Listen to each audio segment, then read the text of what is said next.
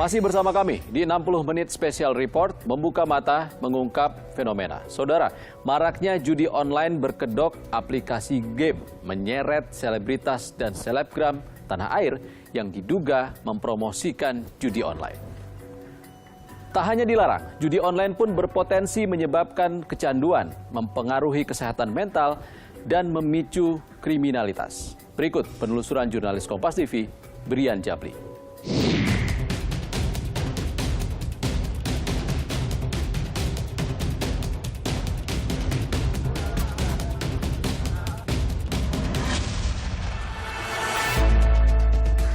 Kasus judi online kembali menjamur di tanah air. Judi berkedok aplikasi game ini awalnya menawarkan keuntungan untuk menarik minat pemain hingga tergiur tipu daya bandar. Ironis, sejumlah selebgram dan selebritas tanah air diduga turut andil mempromosikan judi online. Teranyar, nama selebritas Wulan Guritno ikut terseret kasus dugaan keterlibatan judi online. Wulan diperiksa Bareskrim Polri karena diduga mempromosikan judi online atau daring melalui media sosialnya pada tahun 2020 lalu. Direktur Tindak Pidana Siber Bareskrim Polri menyebut pemeriksaan tambahan terhadap Wulan Guritno dilakukan selama kurang lebih 5 jam dengan 42 pertanyaan. Sementara itu, pihak manajemen Wulan Guritno membantah keterlibatan artisnya di pusaran judi online. Bahkan, pihak manajemen mengaku sebagai korban karena situs yang dipromosikan Wulan semula merupakan game online. Sebelumnya, tim Siber Satreskrim Polres Ngawi, Jawa Timur meringkus 7 selebgram yang mempromosikan judi online selama 2 tahun terakhir di akun Instagram dengan imbalan jutaan rupiah setiap bulannya. Maraknya judi online di tanah air tentu tak lepas dari publikasi di sosial media. Sosial media seakan jadi ladang para sindikat untuk mempromosikan judi online. Tak heran, para sindikat menggait sejumlah selebgram dan selebritas dengan ribuan pengikut sebagai daya tarik judi online berkedok game. Selebgram dan traveler Aidara berbagi cerita. Ai pernah ditawari untuk mempromosikan judi online di media sosial, namun ia tolak. Menurut Ai, para influencer harus berhati-hati menerima tawaran endorse. Apalagi jika si pemberi order tidak memberi informasi yang jelas. Awalnya itu nggak ngejelasin dulu bahwa endorse-nya itu berupa mempromosikan judi online. Jadi awalnya dia cuma bilang, "Kak, boleh minta nomor rekening nggak?" Terus aku bilang dulu, "Mohon maaf kalau misalnya untuk nomor rekening nanti aku kasih kalau briefnya itu udah dikasih. Jadi seperti apa untuk persyaratannya, endorse-nya seperti apa, baru deh dia jelasin." Dan ternyata tawarannya itu berupa judi online. Bukan karena budgetnya sih, tapi lebih kepada aku tuh dari awal udah membangun personal branding aku bahwa aku tuh hanya mempromosikan misalnya untuk UMKM, usaha-usaha kecil, ataupun mungkin brand-brand yang positif gitu loh. Karena membangun personal branding dari awal itu susah gitu loh untuk mendapatkan kepercayaan dari followers kita. Lalu apa pendapat masyarakat tentang judi online? Kalau buat saya sih judi online ya sedikit merugikan ya, karena dari beberapa gaji yang saya terima ya, saya kan dulu kan pernah main judi online juga ya Kak ya. Ya saya main begitu ya beberapa kali mengalami rungkat. Sebenarnya sih setuju nggak setuju ya. Satu sisi ngerti sih orang pengen cepet punya duit gitu kan. Tapi satu sisi ya peluangnya kecil gitu. Menurut aku judi online sekarang tuh lagi marak banget gak sih? Kayak siapa aja bisa ngelakuin judi online gitu. Dan seberapa besar pengaruh selebritas mempromosikan judi online? Selama mereka transparan di depan ya harusnya sih nggak masalah sih. Tapi kalau tahu gimana budaya kita gitu, artis cuma sekedar endorse doang terus nggak ngasih transparansi, nggak ngasih apa sih kalau misalnya nggak ngasih informasi kalau misalnya mereka dibayar sama situsnya gitu, saya sih nggak setuju sih. Kalau menurut aku seharusnya nggak dilakuin sih ya, karena kan mau gimana pun artis tuh punya pengaruh besar gitu buat publik. Judi online bak lingkaran setan. Peluang diciptakan, harapan ditinggikan. Padahal 90% uang masuk kantong bandar. Tak heran, kerugian masyarakat akibat judi online mencapai triliunan rupiah. Indonesia darurat judi online. judi online dianggap mampu menghasilkan uang secara instan. Faktanya, judi online hanya sebuah settingan para bandar meraup untung dengan trik pemain menang di awal sehingga ketagihan dan sulit lepas dari lingkaran perjudian. Saya bertemu mantan pelaku judi online. Sebut saja namanya Arfan. Pria 28 tahun ini dahulu pecandu judi online. Ia mengaku tergiur tipu daya bandar. Namun bukan untung, ia malah buntung. Mas, bisa diceritakan sejak kapan Anda mulai bermain judi online? Kalau soal judi online, awalnya saya kenal itu di tahun 2018 dan benar-benar berhenti di tahun 2021. Nah, judi online ini awalnya saya mengetahui dari teman saya sendiri dalam bentuk permainan game dan saya tertarik melihatnya. Dan saya pun mencoba karena saya berpikir bahwa sebuah game tapi menghasilkan. Pada akhirnya saya tekuni saat itu karena saat itu belum ada pekerjaan, sehingga hal ini bisa mengisi kekosongan waktu saya. Kalau soal untung dan rugi, jauh banget ya bedanya, Mas. Karena main judi online itu bikin ketagihan. Dan buat kita yang memainkannya, ya terbawa arus. Saya pernah deposit 500.000, lalu saya menang. Dan kemenangan itu tentu saya dapat keuntungan dari judi online. Karena win ya, saya mencoba deposit lagi nih, bahkan sampai 1,5 juta. Jadi semakin tertantang, berpikir saya tidak punya dana yang banyak, dan akhirnya saya jual sepeda yang saya punya waktu itu, jualnya ke teman saya sendiri, demi bisa top up atau deposit dana di game judi online tersebut. Waktu itu saya kalah, dan ruginya itu sekitar 4 juta lah, seperti itu. Saya bukan takut main lagi, justru saya makin panas karena kekalahan itu. Kalau pinjol sih enggak, Mas, karena waktu itu juga mungkin masanya pinjol belum terlalu se-booming saat ini. Tapi waktu itu demi bisa bermain judi online, saya pinjam uang ke saudara, uang teman, bahkan uang orang tua, dan saya tergiur, Mas, untuk main lagi agar bisa membayar utang-utang saya, karena sudah pusing juga nih. Dan harus menang juga, pokoknya waktu itu campur aduk deh semuanya. Nah, saya deposit lagi 100.000 dan saya menang lagi, dan saya deposit lagi, ternyata kalah. Sampai pada akhirnya, kalau ditotal-totalin jumlahnya itu kalau keluar demi judi online itu waktu itu sekitar 14 jutaan sampai 2021. Apalagi waktu itu kan masih pandemi, benar-benar buat saya pusing. Bahkan saya sempat stres berat. Tak hanya rugi finansial, judi online membuat kecanduan. Tak heran, para pelaku kerap gelap mata walau telah berulang kali menderita kekalahan. Psikolog klinis Akasandra Putranto mengungkap kondisi kejiwaan pecandu judi online.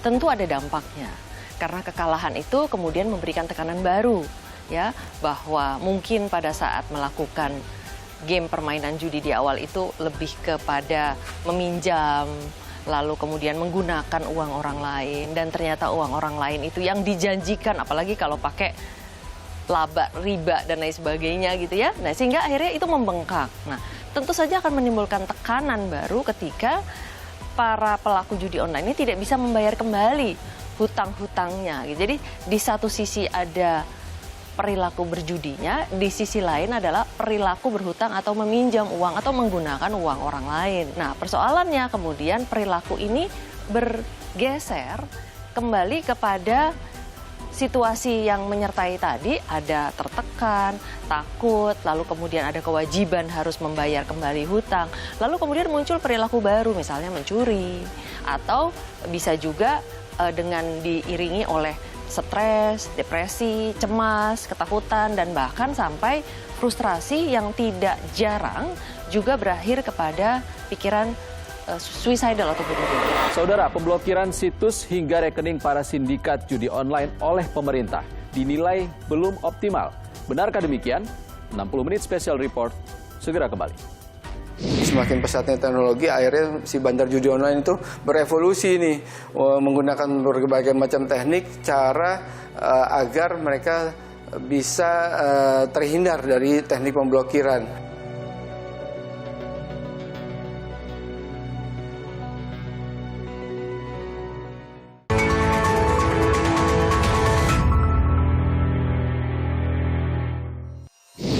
Masih bersama 60 Menit Special Report, membuka mata, mengungkap fenomena. Saudara, meski pemerintah terus menggalakkan pemberantasan judi online dengan memblokir ratusan situs hingga rekening bank para sindikat selama 5 tahun terakhir, namun nyatanya Indonesia masih berada di posisi tertinggi pemain judi online se-Asia Tenggara. Pusat Pelaporan dan Analisis Transaksi Keuangan atau PPATK bahkan mencatat perputaran uang judi online di Indonesia mencapai hampir 200 triliun rupiah.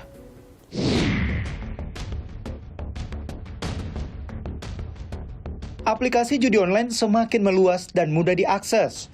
Kementerian Kominfo mencatat, situs judi online menempati posisi kedua konten yang sering digunakan masyarakat Indonesia.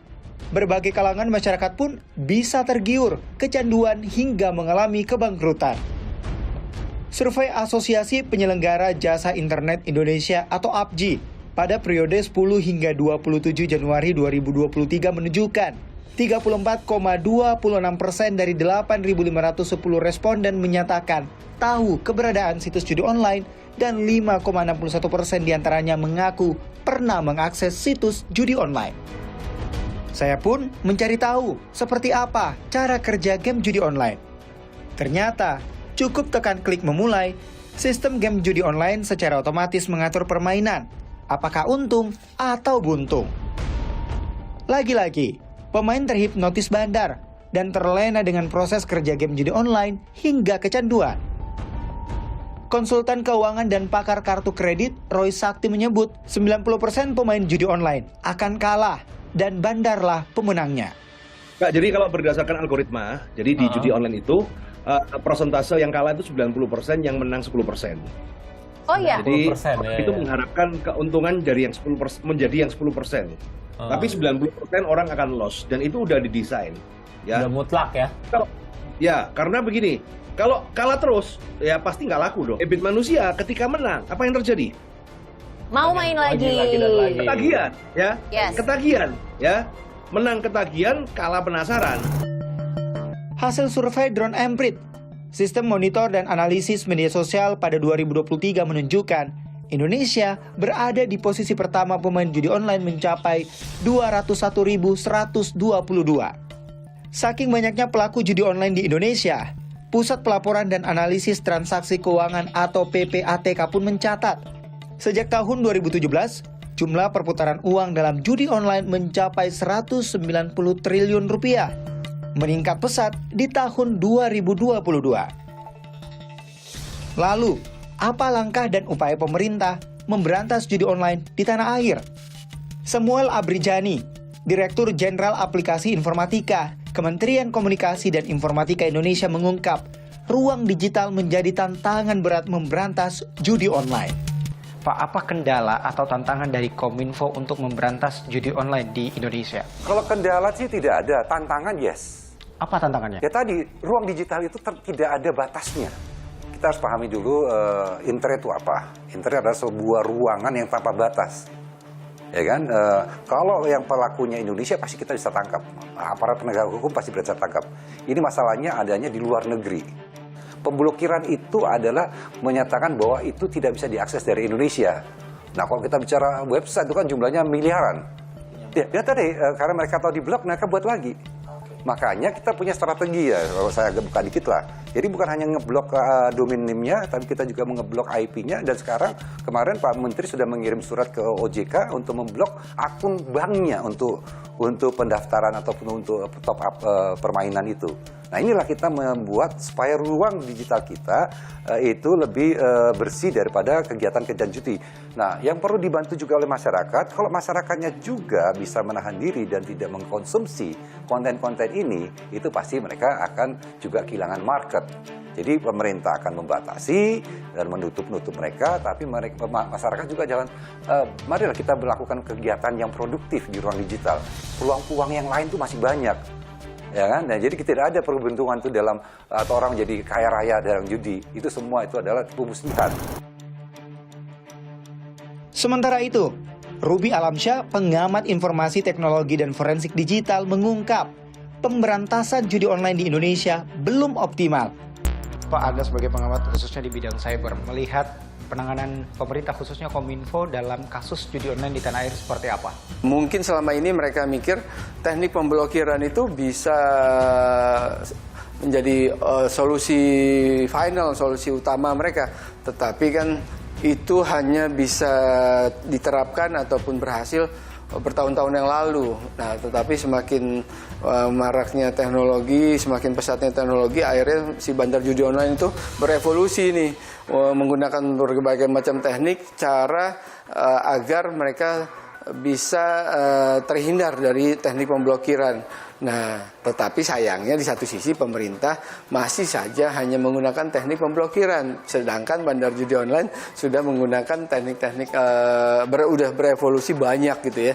Nah, mestinya Kominfo bisa berevolusi juga nih, tidak menggunakan hanya satu teknik yaitu pemblokiran saja. Mau nggak mau nih kita terkait anggaran, walaupun Kominfo terkesan banyak anggarannya, tetapi perlu kalau kita berpikir objektif, bandar judi online juga banyak anggarannya. Nah, sayangnya mungkin anggaran Kominfo yang khususnya ataupun spesifik hanya kepada pemblokiran bisa di-split atau bisa digunakan lebih bijak, lebih cerdas lagi untuk menggunakan teknik-teknik tambahan, metode-metode tambahan agar mereka bisa keep up nih dengan evolusinya bandar judi online.